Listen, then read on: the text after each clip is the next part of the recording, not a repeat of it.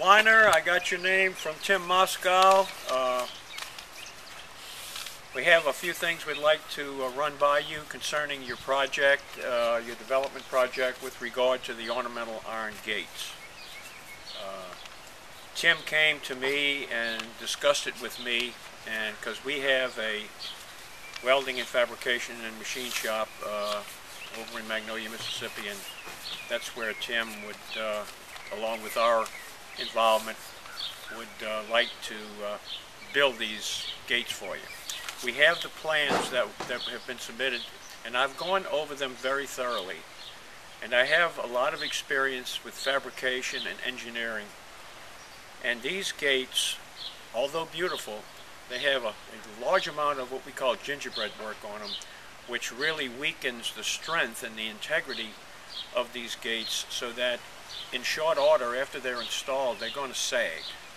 And that's something you don't want. So behind me is a set of gates that was built and designed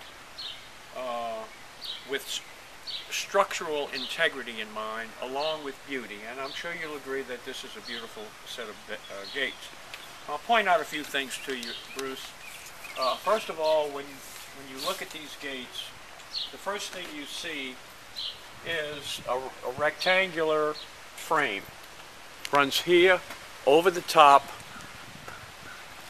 down this side, and of course the bottom. And it's upon that you build your gates.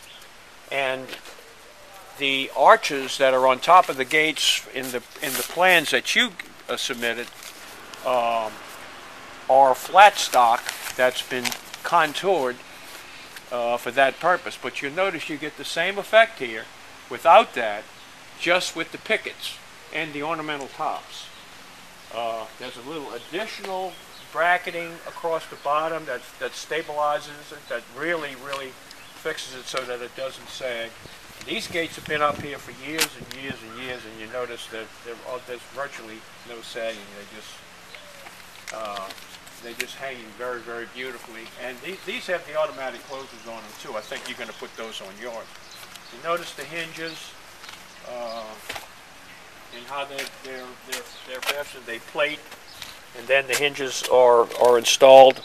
We can use this type of hinge, or we can use the type of hinge that's adjustable, which is nothing more than a piece of threaded stock that'll go all the way through with the nut and washer on this side and the nut and washer on this side, so that you can move that gate up and down.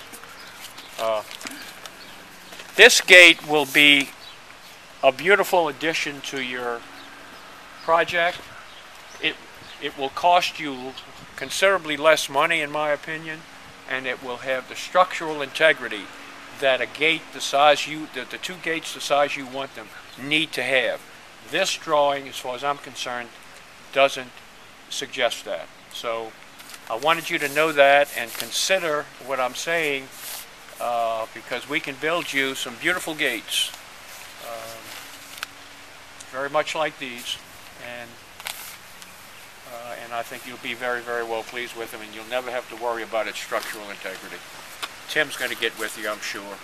And this video, which is being taken by Jeff Petkavicius, who works with our company, happens to be my son-in-law, will also be involved in it. He's a fabricator and a welder as well. So all three of us will be working on your project, and we'll do you a good job.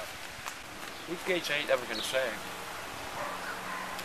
But the way to build these things is to make this frame first. Make this square or rectangular frame, and then you do everything else on top of that.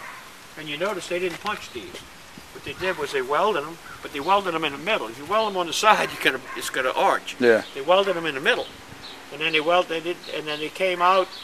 It looks like they didn't punch it. It looks like they welded Got 'em. And then they welded this one on top.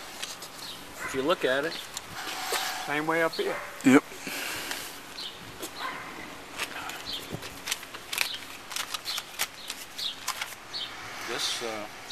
I think this is a beautiful set of gates, don't you? Yeah. And they're simple, yet they're very attractive.